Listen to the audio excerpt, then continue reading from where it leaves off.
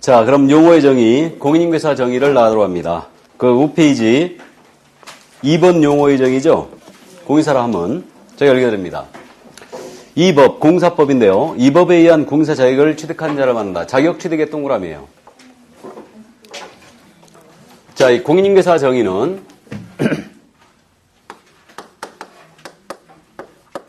일단 이 법에 의한 공인인계사 자격을 취득한 자다. 여기서 더 이상 말이 나가면 안 됩니다. 여기서 이제 끝나야 돼요. 그래서 자격 취득자가 바로 공인인계사예요. 이 법에 의한 공인인계사 자격을 취득한 자. 외국에도 공인인계사 제도가 있겠죠. 외국에서 공사자격증을 취득했습니다. 공인인계사다 아니다? 아니다. 아니죠. 그래서 외국에서 취득한 자는 아니고요. 이 법, 공인인계사법에 의한 자격을 취득한 자를 말합니다. 이렇게 되고요. 그럼 공인인계사 종류는 역시 세 가지가 있죠. 하나는 일반 공인인계사가 있어요. 요 일반 공인인계사는요, 자격을 취득한 다음에 중개업에 종사하고 있지 아니한 자죠. 그래서 이 자가 바로 일반 공인인계사라고 제가 부르고 있습니다. 그래서 이른바 이제 서랍 속의 공인인계사, 장롱 속의 공인인계사를 말하죠. 혹자는 이 자를 거실벽의 공인인계사를 하는데요. 우리 집안은 대대손손 국가고시에 단 한 번밖에 못했다. 거실벽에다가 금택 채타갖고 이렇게 걸어놓은 공인인계사. 이 자가 바로 일반 공인인계사예요. 그 다음에 개업 공인인계사인 공인인계사가 있어요. 여러분들이 자격을 취득하고 중개사무소에 등록을 하게 되면 여러분들이 다름 아닌 공인인계사인 개업공사가 된다고 그랬죠? 근데 거꾸로 얘기하면 개업 공인인계사인 공인인계사. 이분들이 있죠. 등록을 한 공인인계사예요. 그죠? 그러면 공인중개사인 개공하고 공인중개사인 개업공사하고 개공인 공인인계사하고 같은 말인 것 같아요? 틀린 말인 것 같아요? 틀린 말인 것 같아요? 여러분들이 자격을 취득하고 등록을 하게 되면 공인인계사인 개업공사예요. 근데 공인인계사 입장에서 보면 개업 공인인계사인 공인인계사가 되는 거죠. 같은 말이죠. 되치나? 매치나? 같은 말이에요. 어쨌든 그래서 여러분들이 만약에 등록을 했다. 자격을 취득하고 그럼 여러분들이 다름 아닌 공인인계사인 개공이 되는 거고 개공인 공인인계사예요. 같은 말입니다. 또 한 사람이 있습니다. 소속 공인인계사라고 있어요.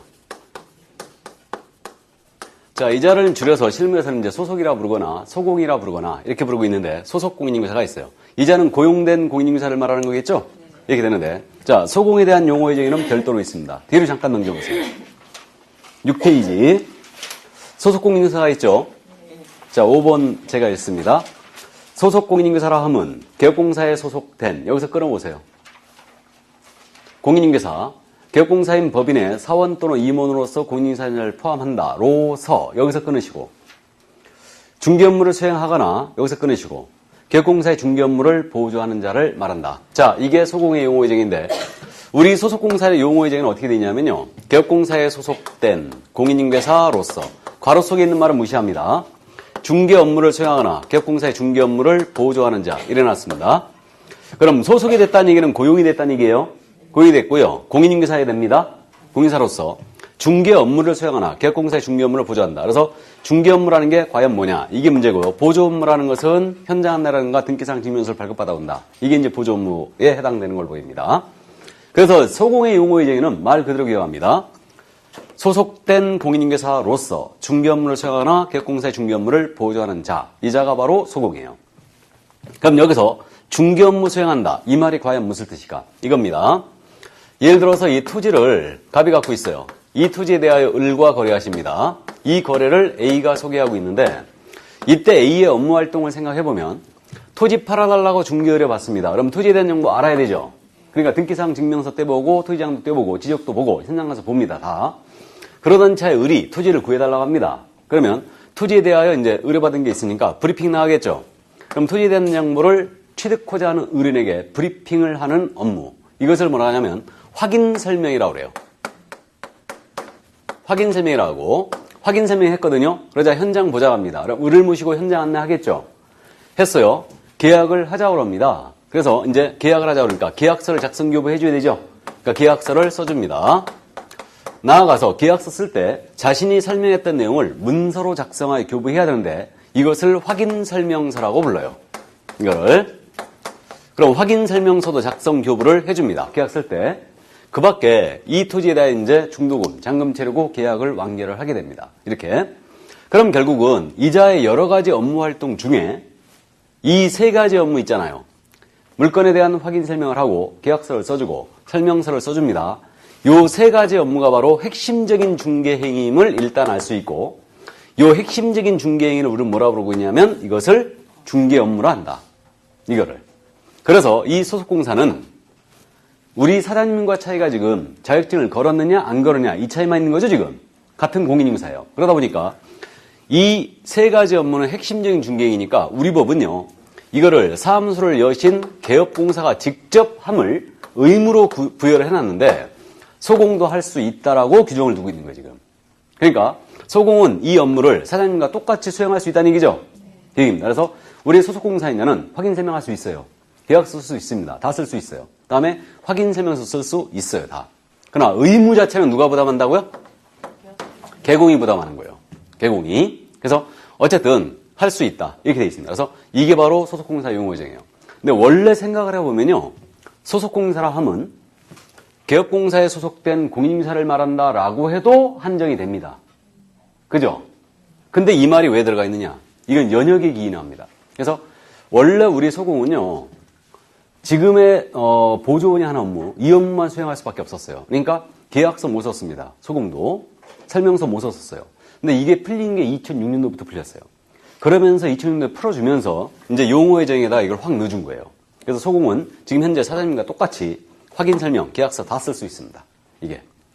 그러면 이제 나중에 우리가 이제 공부하는데 내가 이 사무소를 열어놓고 다른 업무를 또 하겠다라고 한다면 소공을 고용해 놓는 게 좋아요. 그죠? 요즘 송도에 아주 난리입니다. 감독 때문에. 고용신고 안 해버리거든요. 실무에서 다. 안 해버려요.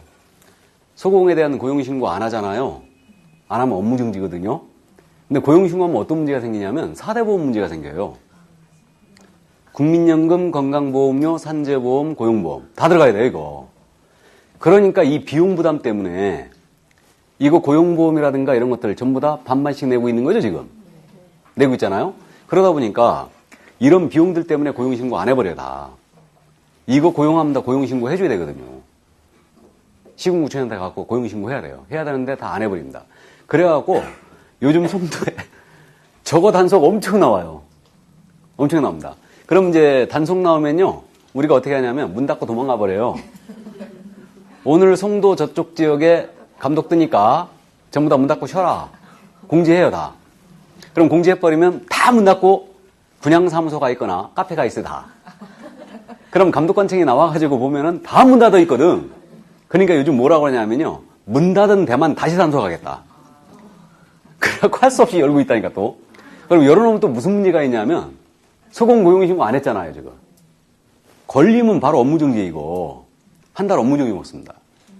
그러니까 영업정지 먹어버리면 안 되니까 결국은 다 고용신고 들어가고 있어요.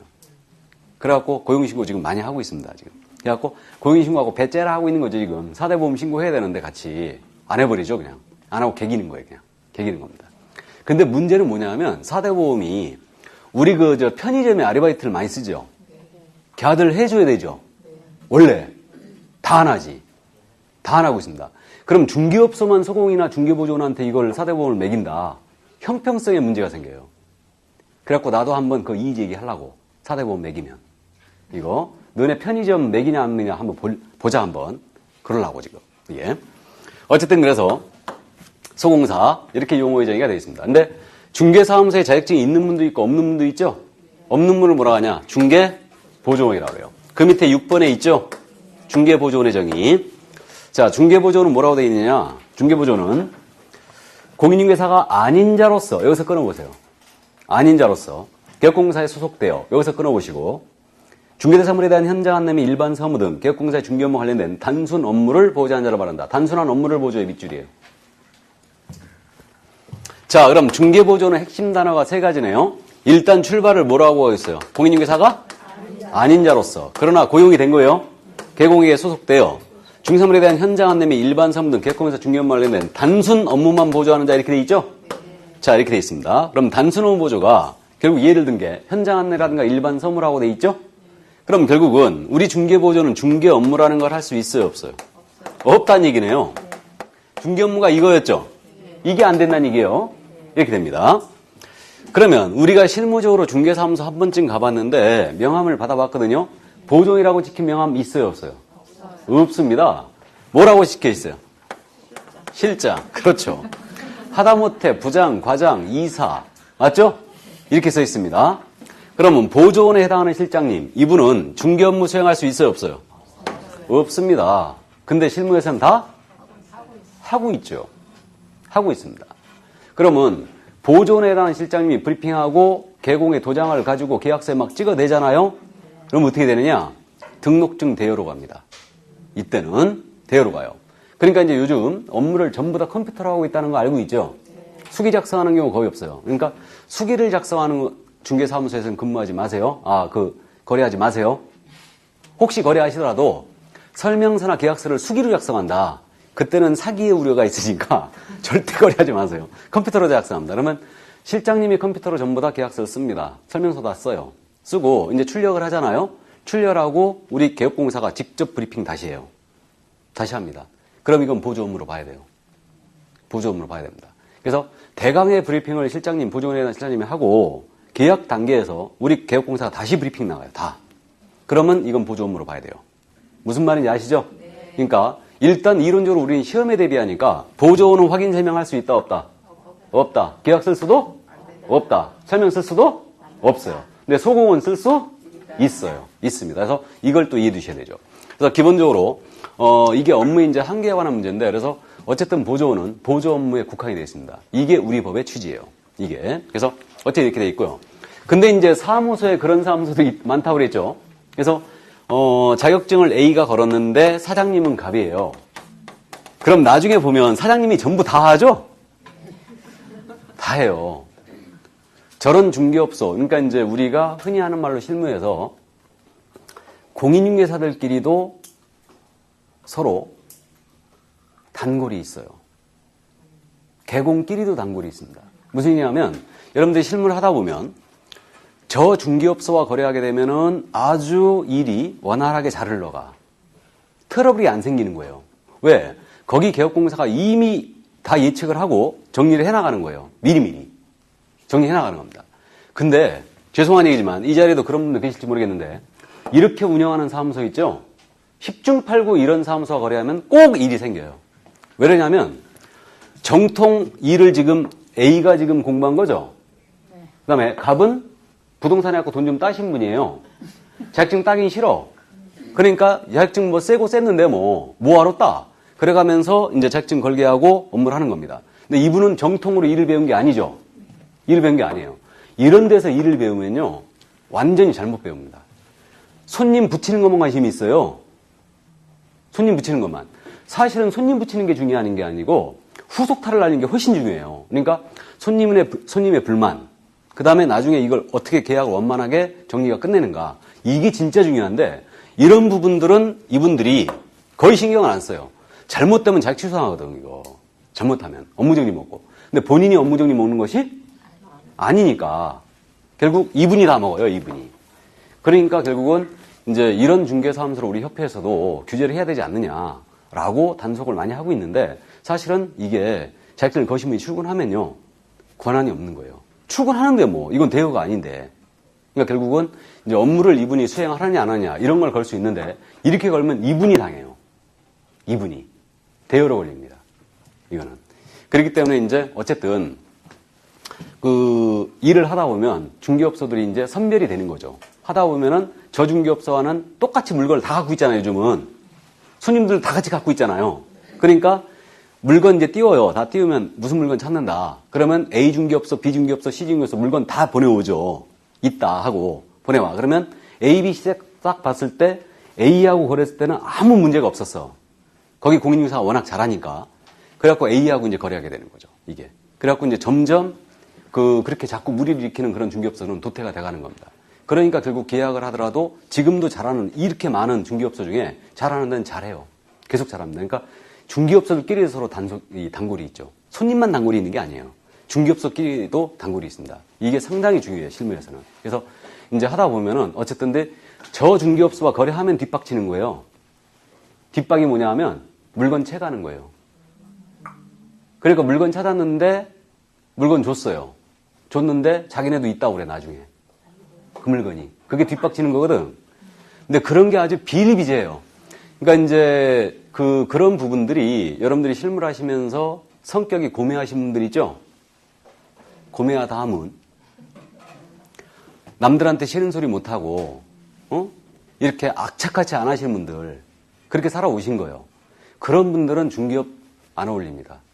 실무 가서 하면요 견뎌내질 못해요. 진짜 아니할 말로 구역질 나는 거지. 내 물건이라고 줬는데 채가버려요. 얼마나 승질난데 가서 패 죽이고 싶다니까 이거. 근데 이제 돈이 왔다 갔다 하는 문제라 이게 그래서 그런 일들이 아주 비일비재해요. 근데 요즘 개업공사들 공인중개사들은 절대 그렇게 안 해요. 그러니까 요즘 따신 분들은 애편대로 해버립니다. 물건 찾았어. 저쪽에서 줬어. 애편대로 그 업소하고 중개수로 나눠 가져요. 같이. 애편대로 합니다. 근데 오래 하신 경력 한 15년, 10년만 하신 분들 있죠? 이분들은 맨 등치는 것밖에 몰라. 진짜. 그러면 이제 우리한테 걸리면 박살을 내버리지. 그냥 우리한테 걸리면. 어쨌든 근데 그런 것들이 실무에서는 아주 비일비재합니다. 특히 이제 물건 거래금이 컸다. 크면요. 진짜 아니야를 피 튀기는 거죠. 이게. 막 전세가가 6억 이상이었다. 아니 매매가가 9억 이상이었다. 0.9, 0.8이에요 이거. 장난 아닙니다. 이게. 그래갖고 어쨌든 뭐 최근에도 지금 우리 추진하고 있는 게 지금 17억짜리인가? 펜트하우스. 이거 추진하고 있는데 그건 거래가 잘 안 돼요. 거래가 잘 안 되는데 그런 걸 양타 한번 치면요. 한 달 저기는 다 나오는 거지. 그죠? 17억짜리 양타 치면 0.9%니까. 그럼 그것만 해도 양타 쳐버리면요. 3천만 원이 넘어가요. 넘어갑니다. 수수료가. 그러니까 결국은 이제 그러니까 저쪽에서 물건 빼가는 거예요. 빼가는 겁니다. 이거를. 뭐 손님 등치는 건 장난이고. 자, 어쨌든 그래서 이게 중개보조원입니다. 그럼 중개보조원은 이론적으로 중개업무를 수행할 수 없다. 이렇게 돼 있고요. 그럼 이 두 분은 우리 개업공사가 고용한 자들이죠? 고용한 자들. 그래서 이 두 분을 통칭하여 뭐라고 하냐면요. 고용인이라고 불러요. 고용인. 그래서 이 고용인에 대한 내용은 이제 정확하게 우리가 세 번째 주에 공부를 하게 됩니다. 그래서 이게 바로 고용인이다. 그럼 이제 정리를 해보면 이게 중개사무소거든요. 중개사무소에 자격증을 걸었어요. A가 걸었습니다. 이분을 뭐라고 한다? 자격증 거신 분을. 개업공사. 등록한 분이죠? 이분이 개업공사예요. 그 다음에 여기에 갑이 있는데 갑이 직원으로 있어요. 이분이 근데 자격증이 있어요. 그럼 이분을 뭐라고 한다? 소속공인중개사를 한다. 소공사. 이렇게 되고요. 그 다음에 을이 있는데 을도 직원이에요. 근데 이분이 자격증이 없어요. 없습니다. 이분은 우리 뭐라고 부른다? 중개보조원이라고 부릅니다. 이해되시죠 지금? 그래서 중개사무소 이렇게 돼 있고요. 그 다음에 이제 이 보조원과 중개인을 헷갈리면 안 돼요. 중개인이 있다고 그랬죠? 중개인과 중개보조원은 전혀 다른 사람이에요. 중개인은 개공 중에 한 명이에요. 개업공사 중에 한 명입니다.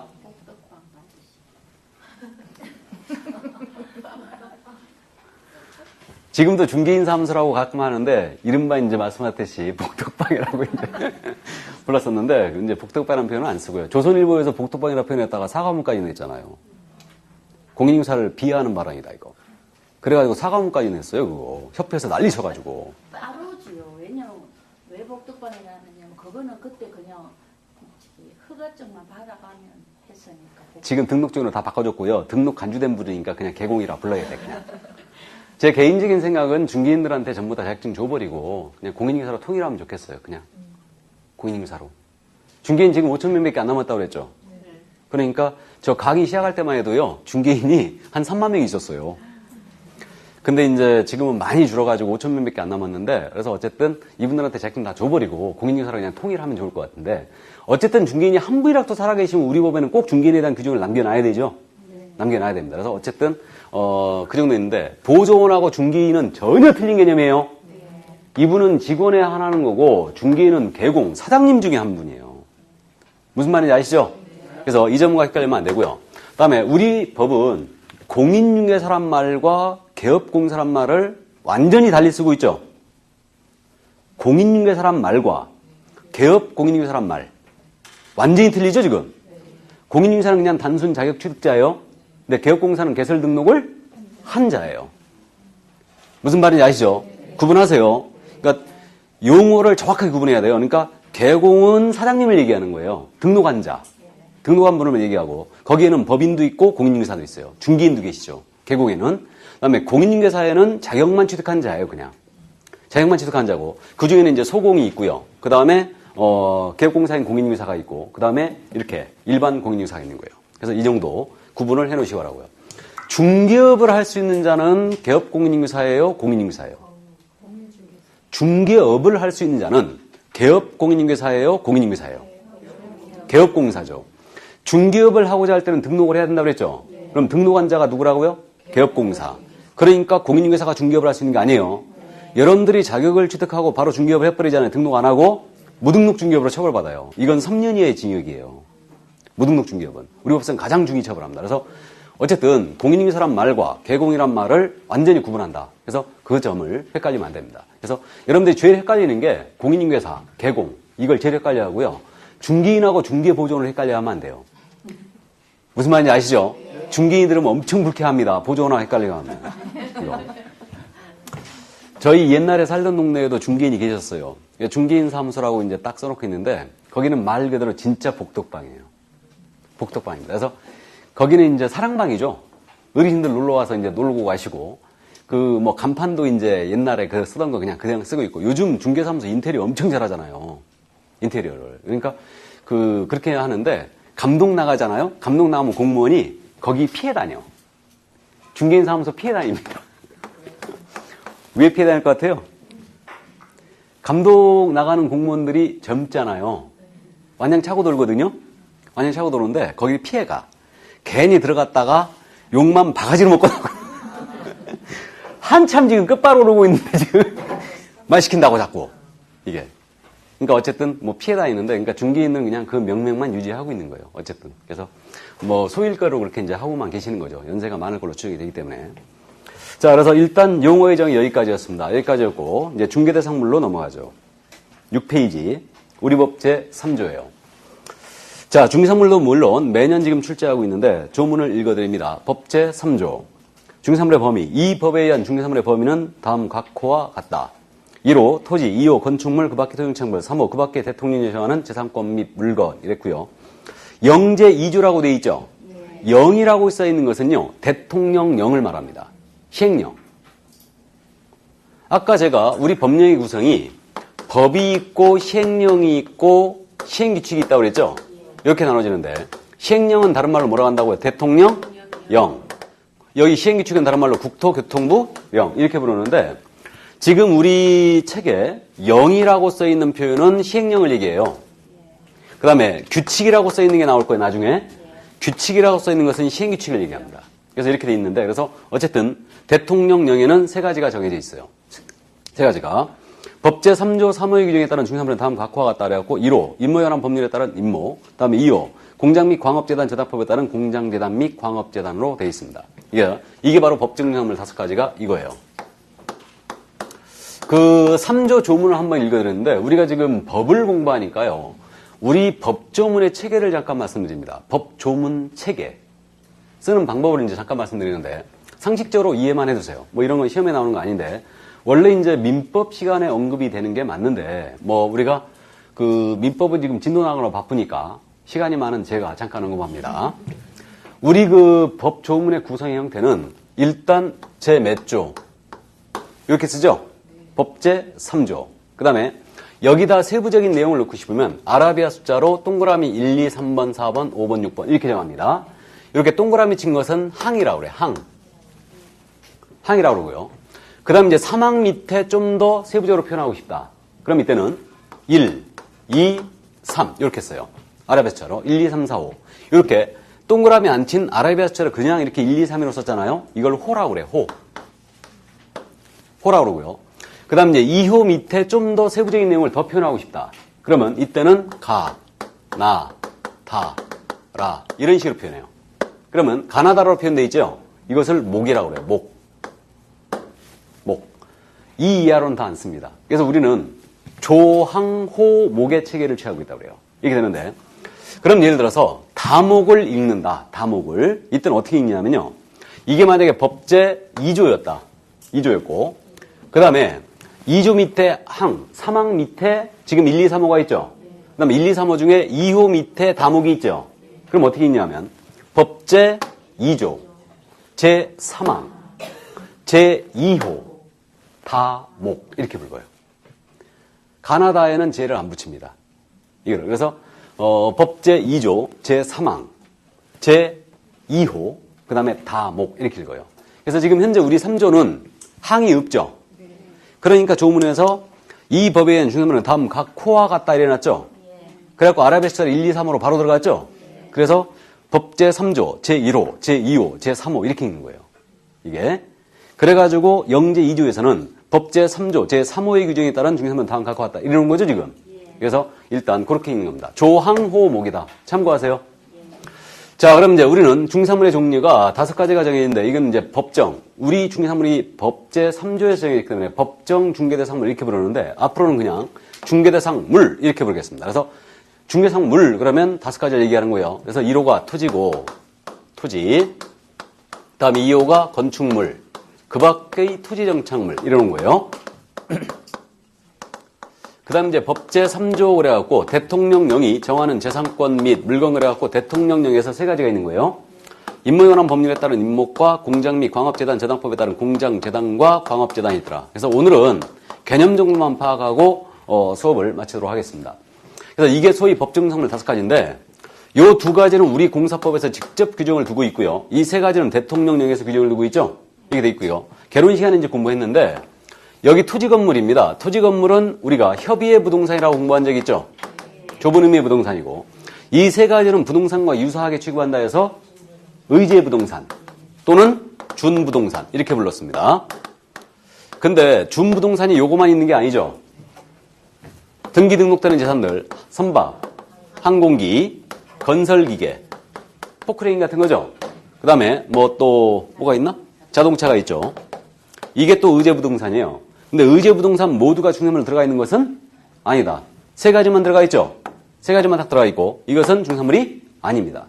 그럼 이 5가지에 들어있지 아니한 물건들 예를 들어서 세탁기, 냉장고 이런 것들입니다. 자동차 이런 것들은 모두 중개물이 아니에요.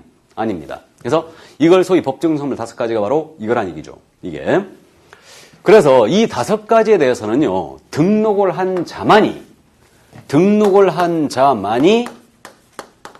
업으로서 중개할 수 있는 물건의 범위를 정해준 거예요. 그럼 거꾸로 해서 하면 등록을 하지 아니한 자는 업으로서 이 물건 중개하면 된다 안 된다?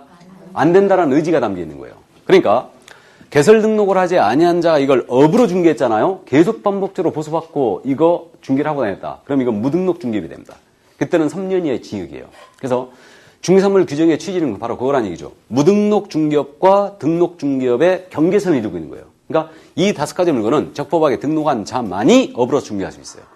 그럼 업이란 말을 제가 강조하고 있는데 업이 아니라면 등록하지 아니한 자도 소개할 수 있다는 얘기죠.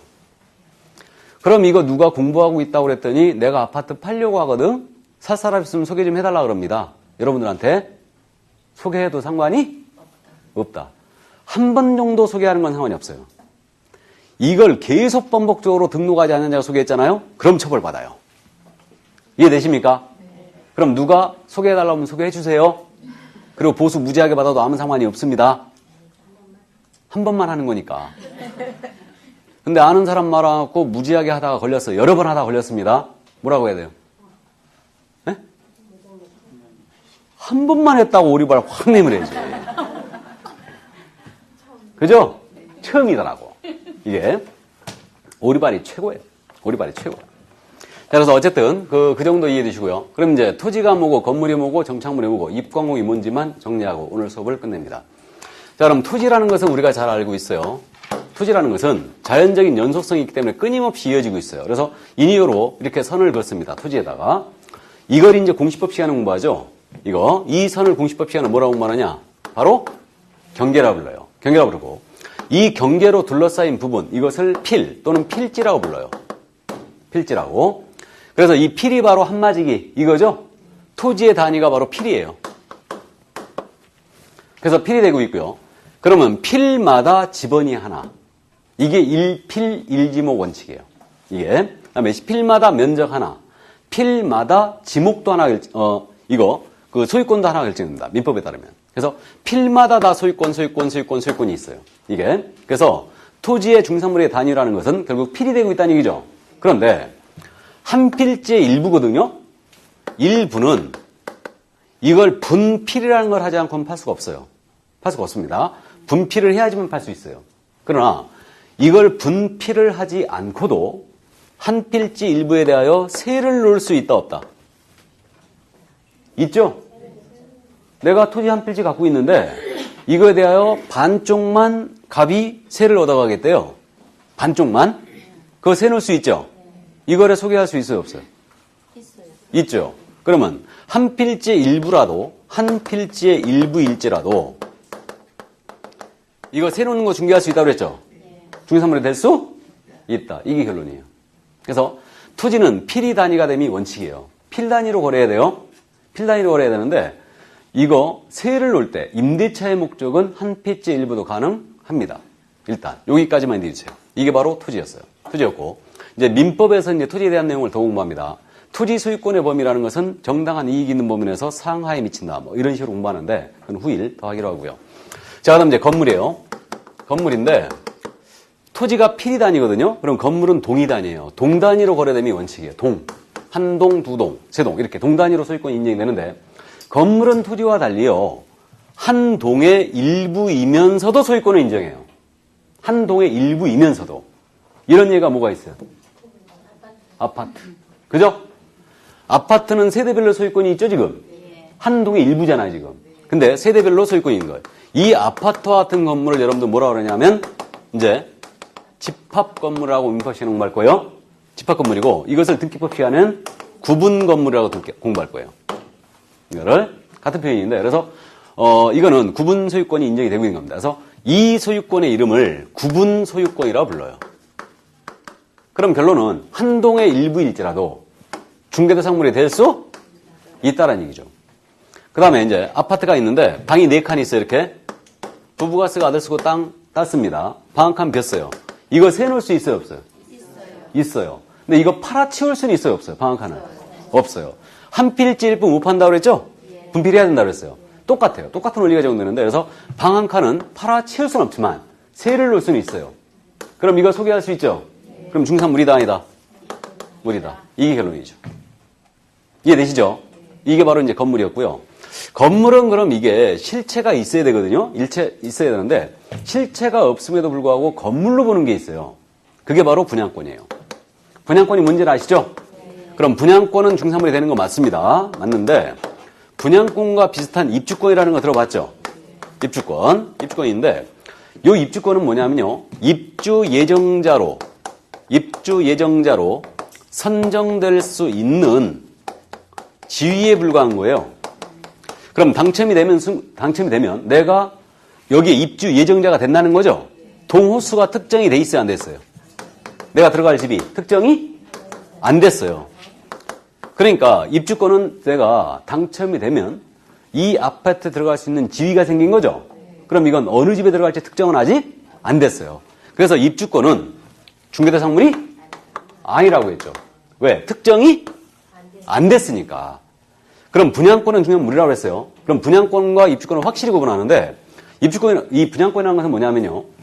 분양계약이 체결된 후이거나 그럼 분양계약이 체결됐다는 얘기는 내가 들어갈 집이 정해져 있다는 얘기죠. 나아가서 분양계약 체결 전이라도 내가 들어갈 집이 정해진 거예요. 동호수가 지정이 돼 있다. 그러면 이게 분양권이에요. 그래서 이 분양권을 우리 판례가 장래에 건축될 건물로 보고 있다. 건물로. 그러니까 장래의 건물이니까 분양권은 중개산물이다 아니다? 물이다. 근데 입주권은 중개산물이 아니다. 이게 이른바 입주권이 뭐예요? 딱지. 그렇죠. 이게 딱지예요. 이게 딱지입니다. 들어갈 수 있는 지위에 불과한 거예요. 근데 이제 중개산물이 되는 입주권이 있는데 그건 후일 더 하기로 하고 그래서 분양권은 중개산물이 되는 거예요. 동호수가 지정이 돼 있거나 분양계약 후에 이게 바로 분양권이다. 근데 입주권은 아직 내가 어느 집에 들어갈지 특정이 안 된 거예요. 그러니까 이거는 당첨이 되면 입주 예정자로 선정될 수 있는 지위불가한 입주권은 중개사무소 되지 않습니다.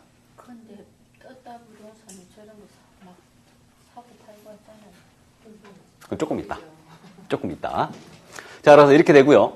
그러면 이제 건물 이렇게 되는데, 그래서 일단은 중개사물이 입주권은 아닙니다. 아니고요. 여기서 이제 부수적으로 그럼 건물이 과연 뭐냐? 건물이 뭐냐? 이 문제가 있는데, 우리 판례에 따르면 건물이라는 것은 지붕이 있고 기둥이 있고 벽도 있어야 된다. 그래야 이게 건물이다. 이게 여러분들 이제 공법 시간에 건축법을 공부하는데 건축법의 개념과 약간 틀립니다. 틀린데 세 가지가 다 있어야 돼요. 건물이라는 것은 지붕도 있고 기둥도 있고 벽이 있어야 되고 이게 정착물이어야 된다. 정착물은 뭐냐면 지금 현재 중개사물의 범위가 건물 그 밖에 토지 정착물이 일어났죠. 그러니까 정착물이라는 것은 토지에 딱 달라붙어서 쉽게 해체될 수 없는 걸 얘기해요. 이게 그러니까 과도한 비용을 들이지 않고는 쉽게 해체할 수 없는 거. 이게 정착물이에요. 그러면 정착물의 대표주자가 뭐예요? 바로 건물이에요. 그러니까 건물은 우리 판례가 기둥도 있고 지붕도 있고 벽도 있어야 되는데 토지의 정착물이 된다. 그래가지고 세차장 구조물이 문제가 됐던 거죠. 그래서 여러분들 셀프 세차장 가봤습니다. 이게 철골 기둥 이렇게 세워놨죠. 세우고 벽을 대충 치고 위에 천막이나 이런 거 덮었죠. 그래갖고 차가 여기 들어가서 세차를 합니다. 그죠? 이게 세차장 구조물 사건인데 이 세차장 구조물에 대해서 우리 개업공사가 소개를 했어요. 거래를 소개했습니다. 그리고 건물에 대한 중개 보수 한도를 엄청 초과해 받은 거예요. 이거를. 그래가지고 이게 이제 보수 초과로다가 기소가 됐어요. 그러니까 중개 보수를 우리 법이 정하는 한도를 초과해 받게 되면요. 1년 이하 적금 1,000만 원의 벌금이거든요. 그래갖고 이게 기소가 됐어요. 검사에 의하여 이제 범죄 행위를 했다 하고 기소가 됐습니다. 이 소송이 대법원까지 갔어요. 대법원까지 갔는데 이 소송을 담당했던 변호사가 엄청 저는 소송을 잘했다라고 생각을 하는데 이게 세차장 구조물이 건축물 대장이 작성이 돼 있었어요. 작성이 돼 있었고 이 거래를 소개했는데 그리고 보수를 이제 건물에 대한 중개보수 한도를 초과해 받은 거예요. 그래갖고 이 변호사가 소송을 하기를 어떻게 소송했냐면 이거 보수 초과 아니다 라고 주장을 하면서 이게 진짜 중개사물인 건물이냐 이 점을 지적했어요. 이게 진짜 건물이냐 이걸 만약에 중개대상물인 건물로 본다면 보수 초과가 맞죠? 그죠? 중개사물 소개할 때 보수받을 때는 중개보수 한도를 초과하면 안 된다고 그랬죠? 근데 이게 중개사물인 건물이 아니라고 해버리면 중개가 아니므로 보수 초과에 걸 일이 있다 없다? 없다가 된 거예요. 그러면 우리가 일반인이 봤을 때는 건축물 대장이 작성이 돼 있으니까 분명히 이건 중개사물인 건물로 볼 여지가 있죠. 근데 우리 그 변호사는 이 점을 지적했던 거예요. 이거 중개사물인 건물 아니다. 이게 그래가지고 결국은 건물이라는 것은 지붕도 있고 기둥도 있고 벽도 있어야 되는데 이건 그럴 만한 것이 없다. 그러니까 건물 아니다. 그러면 이건 중개가 아니므로 중개사물인 건물을 소개한 게 아니니까 중개가 아니므로 보수초과가 걸릴 일이 없다. 우리 대법원 판단의 입장은 어떻게 했나요? 대법원 판단은 뭐라고 판단했냐면 중개사물인 건물이라는 것은 지붕도 있고 기둥도 있고 벽도 있어야 된다. 나아가서 토지의 정착물이어야 된다. 쉽게 될 수 없는 거다. 근데 이걸 보건대 이거는 볼트만 몇 개 풀러버리면 쉽게 해체가 돼버리고 나아가서 주벽이라고 할 만한 것도 거의 없다. 그러니까 이것은 건물로 볼 수 없다라고 했죠. 그래갖고 개공이 승소했어요. 승소했습니다. 그럼 결국은 이제 건물이라는 것은 정착물로서 쉽게 해체가 안 돼야 되고 지붕도 있고 기둥도 있고 벽도 있어야 된다는 얘기죠. 이게 건물이라는 얘기죠. 그럼 여기서 이제 아까 질문했던 거 이거는 지금 현재 건물의 개념을 우리 대법원이 확실히 지금 중개사물인 건물의 개념을 판단을 내려준 사건인데 그럼 세차장 구조물은 중개사물이에요 아니에요? 물이?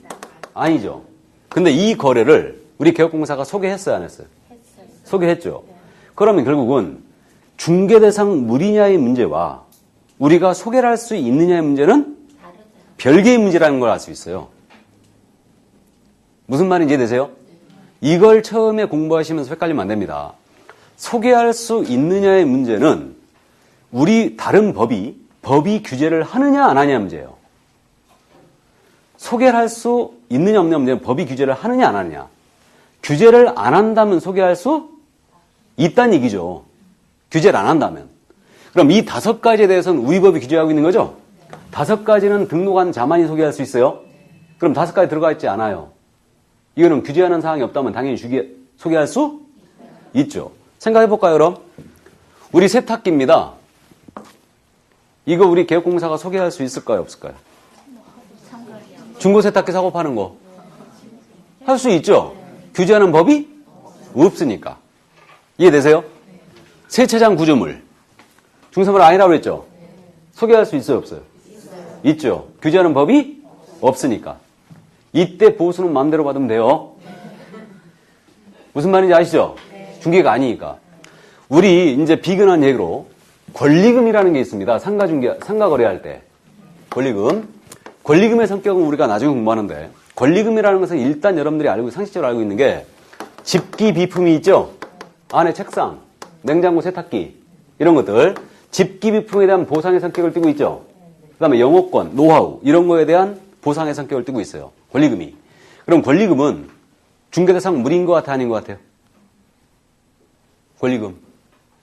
요즘 인정되지 않았어요? 예? 인정되고 있지 않아요? 요즘은? 아, 그건 인정되는 건 이제 상가임대차법보다 별도로 인정된 거고, 중개대상 물이냐의 문제를 묻고 있는 거예요, 지금. 그건 아니고 중개상 물인 것 같아, 아닌 것 같아요? 아닌 것 같죠? 결국은 우리 중개사물은 모두 부동산이에요, 지금. 협의 부동산, 중부동산이죠? 모두가 부동산이에요. 그럼 동산은 중개사물이 된다, 안 된다? 안 된다. 직기비품, 동산이에요, 부동산이에요? 동산이죠. 영업권, 무형의 재산적 가치죠? 중개사물이? 아니에요. 부동산이 아니니까. 그러면 권리금 거래 실무에서 다 소개하고 있어, 안 하고 있어요? 하고 있죠. 하고 있습니다. 중개사물이다, 아니다? 아니다. 구분되세요? 중개대상 물이냐의 문제와 소개할 수 있는 문제는 별개의 문제예요. 그러면 저런 권리금 저런 거 특이하게도 적으면 안 되는 거네, 그렇죠? 그거는 별개의 문제인데? 그게 특이하게 뭐 권리금 거래할 때는 별도의 계약서를 씁니다. 본계약서 안 써요. 그러니까 상가 임대차 계약서, 상가 매매 계약서 쓰고 별도로 권리금 양도 양수 계약서를 별도로 써요. 실무에서. 왜 그러냐면 세금 문제가 있기 때문에. 권리금을 상가 본계약서에 쓰면 안 돼요. 절대. 별도로 씁니다. 별도로. 권리금 별도로 가요. 다. 별도로 갑니다. 그럼 권리금 거래 소개했거든요. 이거 중개보수규제의 적용이 있어요, 없어요? 없어요. 그러니까 알아서 받는 거 그냥. 아무리 많이 봐도 보수처가 걸릴 일이 없는 거예요. 무슨 말인지 이해되시죠? 그러니까 중개에 대해서만 우리 중개보수규제 적용이 있는 거예요. 그게 아니라면 그냥 받는 거예요. 아무거나. 이해되시죠? 그래서 그거를 헷갈리면 절대 안 됩니다. 그래서 중개대상 물이냐 아니냐 문제는 이 범위에서만 찾아주는 거예요. 나머지 여기에 들어가 있지 않은 건 별도로 규제하는 법이 없다면 소개할 수 있는 거예요. 다. 규제하는 법이 없다면. 그러면 자동차 매매 소개할 수 있게요, 없게요? 개업공사가? 없어요. 이거는. 자동차 소개업은 자동차 관리법이 있거든요. 자동차 관리법에 의하여 자동차 매매업 등록해야 돼요. 매매업 등록 한 자만 할 수 있어요. 규제하고 있어요. 그러니까 그건 못해요. 선박 소개업 할 수 있게 없게요? 없어요. 이건 해운법이 규제하고 있어요. 선박 소개업을 해서 해운법에 따라 선박업 등록해야 됩니다. 그럼 항공기 소개업 할 수 있게 없게요? 이건 할 수 있어요. 규제하는 법이 없으니까. 무슨 말인지 구분되세요? 그러니까 항공기 소개업 해도 돼요. 능력 다 하면. 해도 됩니다. 규제하는 법이 없으니까. 무슨 말인지 이해되시죠? 그러니까 소개할 수 있느냐 없느냐 문제와 중개상 물이냐 아니냐 문제를 구분을 꼭 하셔야 됩니다. 이걸 헷갈리면 안 돼요. 이게. 그래서 어쨌든 우리는 중개, 이 물건에 대한 소개를 했을 때는 중개보수규제 적용이 있다. 이것을 업으로 할 수 있는 개업공사뿐이다. 이렇게 되고요. 그 다음 이제 임목광업재단 공장재단인데 이건 가볍게 설명하고 마치겠습니다. 결혼 시간에 공부했는데 임목은 등기한 소목의 집단이라는 거 들어봤죠? 등기한 소목의 집단. 그래서 임목이라는 것은 중개산물로 들어와 있는데 이게 토지가 있어요. 나무들이 심어져 있습니다. 이것에 대하여 토지의 소유자가 저당을 잡히고 돈을 빌리고 싶었던 거예요. 그래서 평가를 해본 거예요. 평가해 봤더니 이게 나무는 평가 금액이 3억이 나왔고요. 토지는 1억이 나온 거예요. 그럼 나무에 대고 저당을 잡고 돈을 빌리면 좋지 않겠냐라는 생각을 하겠죠. 근데요. 이 수목이 집단은 것은 토지의 정착물에 불과해요. 토지의 구성물입니다. 별개로 나무에 대해서만 저당 잡을 수는 없었던 거예요. 그래서 나무에 대고 저당을 잡기 위해서 법을 만들었는데 그게 바로 임목에 관한 법률이에요. 이걸 줄여서 임목법이라고 불러요. 이게 임목에 대고 나무에 대고 저당 잡기 위해서 어떻게 잡으면 되냐면요. 먼저 시장이나 군수한테 가고 이 임목에 대한 현황을 등록을 해요. 이게 임목 등록 원부라고 그래요. 건축물 대장 만들듯이 수종, 수량, 수령 이런 것들 다 등록을 합니다. 그러면 이제 한 필지 일부에 있어 상관이 없고요. 전체에 있어 상관이 없고요. 일부에 있어 상관이 없어요. 그래서 한 굴은 절대 안 돼요. 수목의 집단이어야 되니까. 그래서 결국은 이렇게 임목 등록 원부를 시장이나 군수한테 가서 건축물 대장을 만들듯이 이렇게 만들어가지고 이걸 첨부해 가서 등기소에 가고 임목에 대한 소유권 보존 등기를 하게 됩니다. 보존 등기가 뭔지 들어봤죠? 최초의 등기를 얘기합니다. 그래서 임목에 대하여 소유권 보존 등기를 했잖아요. 그럼 어떻게 되느냐? 구성물에 불과하던 이 수목의 집단이 이 토지와는 별개의 부동산이 탄생해요. 별개의 소유권이 인정돼 버립니다. 그럼 어떻게 되냐면 토지 소유권이 있고 임목에 대한 소유권이 별개로 있다는 얘기죠. 그럼 토지를 팔더라도 지상의 임목에 영향이 없어요. 별개로 가는 거예요. 별개로. 그래서 이게 바로 임목이다. 그럼 결국은 임목은 수목의 집단에 대고 등기를 해놓은 거죠. 그럼 한마디로 얘기하면 임목은 등기한 수목의 집단.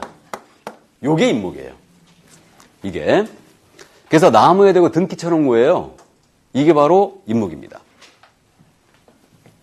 그러면 실무적으로 저렇게 임목에 대해 등기된 거 본 적이 거의 없을 겁니다. 평생 소개를 하면서 중개업을 하면서 임목을 소개할 일이 거의 있다 없다? 없다. 저기 강원도 영월군 산꼭대기 가서 뭐 하면 몰라도 거의 없을 거예요. 그래서 어쨌든 중산물로 들어와 있죠. 그러니까 등기한 수목의 집단이 바로 임목이에요. 나무에도 등기 쳐놓은 거예요. 이게 바로 임목입니다. 아셨죠? 토지와는 별개의 부동산입니다. 준부동산이거나. 그럼 토지 소유권을 처분하도 지상의 임목에는 영향이 없다라는 얘기죠. 그 정도만 이해하시고. 그 다음에 이제 공장재단, 광업재단이 있는데, 그래갖고 이제 등기가 돼 있으니까 저당을 잡게 돼요. 이거를. 임목에 대해서. 이렇게 되고요. 공장재단, 광업재단은 이거는 뭐냐면, 내용이 둘이 같거든요. 그렇기 때문에 공장재단을 위주로 설명드리면, 이게 공장 부지예요. 예, 공장 건물 서 있어요. 기계들도 있고, 전선들도 있고, 전주도 있고, 이 공장에 크레인들 왔다 갔다 해야죠. 그럼 선로가 있죠, 선로. 이걸 궤도라고 그래요. 이런 궤도들도 있고. 그다음에 이 공장에 특허권, 상표권, 공업소유권 등이 있습니다. 이 공장의 소유자가 저당을 잡히고 돈을 빌리고 싶어서 평가해 본 거예요. 평가해 봤더니 이거 공장 부지 2억 나왔고요. 공장 건물도 2억이 나왔고요. 기계만 5억이 나온 거예요. 평가 금액이.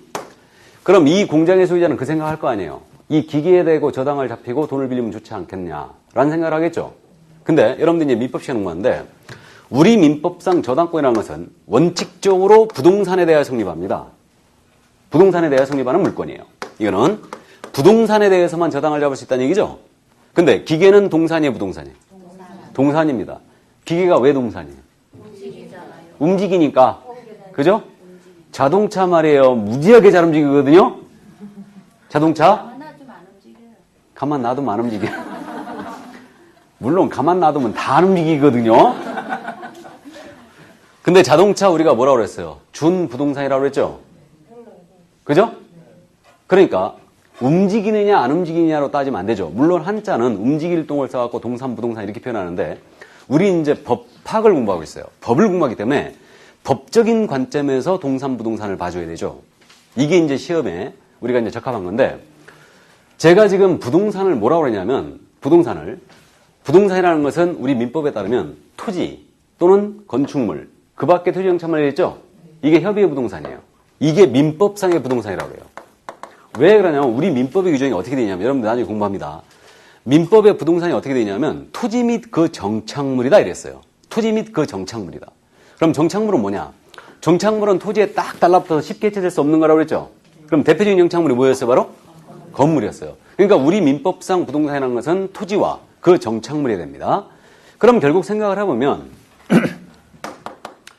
이 기계는 정착물이 아니에요. 그러니까 동산이지 부동산이 될 수 없는 거예요. 그럼 결국은 이 기계는 동산의 정착물이 아니기 때문에 동산에 불과하고 이것은 저당을 잡을 수 없다는 결론이 나와요. 그래서 이거에 대하여 저당을 잡기 위해서 법을 만들었는데 그게 바로 공장 및 광업재단 저당법이에요. 이게. 그래서 재단저당법이 그래서 탄생한 거예요. 이거 저당 잡기 위해서. 그래서 재단저당법에서 어떻게 잡느냐 하냐. 먼저 목록을 작성해요. 1번 건물, 2번 토지, 3번 기계 이런 식으로 재단 목록을 작성해요. 목록을 작성하여 이것을 이 목록을 첨부해 등기소하여서 재단에 관한 소유권 보존 등기를 해버리잖아요. 그럼 어떻게 되느냐. 목록에 포함된 이 물건들 있죠. 이건 전체가 한 개의 부동산이 돼요. 전체가. 그럼 한 개의 부동산이 되고 전체로서 소유권 보존 등기가 된 거죠 지금. 그러니까 전체로 저당을 잡을 수 이제 있게 됩니다. 그럼 결국은 공장재단은 그거네요. 공장을 운영하기 위한 제 설비들을 하나로 묶어 등기해 놓은 거예요. 맞죠? 그럼 광업재단은 그거 아니에요. 광물을 체결하기 위한 제 설비들을 하나로 묶어 등기를 해놓은 거예요. 그래서 전체가 재단은 하나의 부동산이 됐기 때문에 전체로서 거래해야 돼요. 그럼 개별적으로 이 토지 건물 떼서 팔 수 있다 없다? 없어요. 묶여 있는 거예요. 전체가. 그래서 재단은 전체로 하나로 묶여 있는 거를 여러분들이 꼭 염두에 둬야 돼요. 이게 재단이다. 그래서 공장을 운영한 제설비를 하나로 묶어 등기한 거다. 그 다음에 광업재단은 광물을 체결한 제설비를 하나로 묶어 등기하는 거예요. 그래서 이제 산업단지가 우리 성남에도 있고요. 저쪽 이제 우리 수도권에도 일부 있는데 그쪽 공장지대에 가서 중개할 때는 공장재단을 가끔 보게 될 겁니다. 가끔 보게 돼요. 그래서 이렇게 되고요. 공장 전문 중개업소들이 있죠.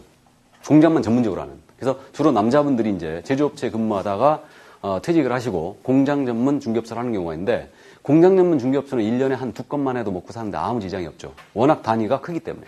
그래서 어쨌든 그렇게 되고. 그래서 어쨌든 이게 바로 공장이다. 그러면 공장 재단과 공장이란 말은 같은 말이에요, 틀린 말이에요? 틀린 말이죠. 재단은 분명히 하나로 묶고 등기 쳐놓은 거고요.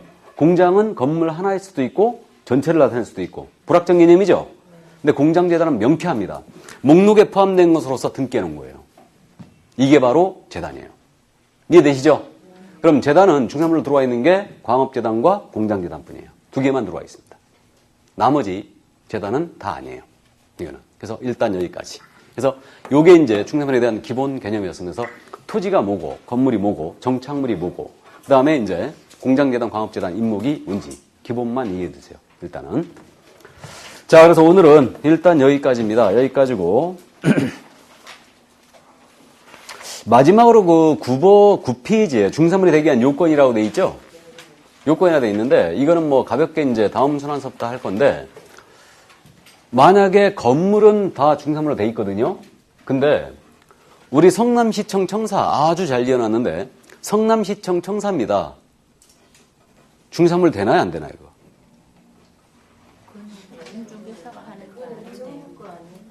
중산물 안 되죠? 그건 건물이 맞죠? 근데 중산물이 아니에요. 왜 아닐까요? 거래할 수가 없으니까. 사적인 거래가 불가한 물건이에요. 그러니까 경복궁, 창경궁 건물 맞죠? 거래할 수 없죠? 그러니까 중산물 5가지에 해당돼 있더라도 거래할 수 없는 것은 중산물이 되지 못하는 거예요. 이게 중산물이 되기 위한 요건이에요. 가볍게만 참고해 두세요. 일단. 그래서 건물일지라도 모두 중산물이 되는 거 아니에요. 아니고 사적 거래가 가능한 것만 되는 겁니다. 이게 중산물이 되기 위한 요건이에요. 그래서 일단 참고해 두시고요. 자, 그럼 이 정도 하시고, 그럼 오늘은 일단 여기까지 갑니다. 여기까지 가고, 이제 다음에는 이제 등록을 공부하게 될 거예요. 일단. 자, 그러면 고생 많으셨고요. 요즘 앉아 계시기도 힘들죠? 한 3주가 지나야지만 적응이 되실 겁니다. 자, 고생 많으셨고요. 다음 주에 건강한 서로 뵙겠습니다. 수고하셨습니다.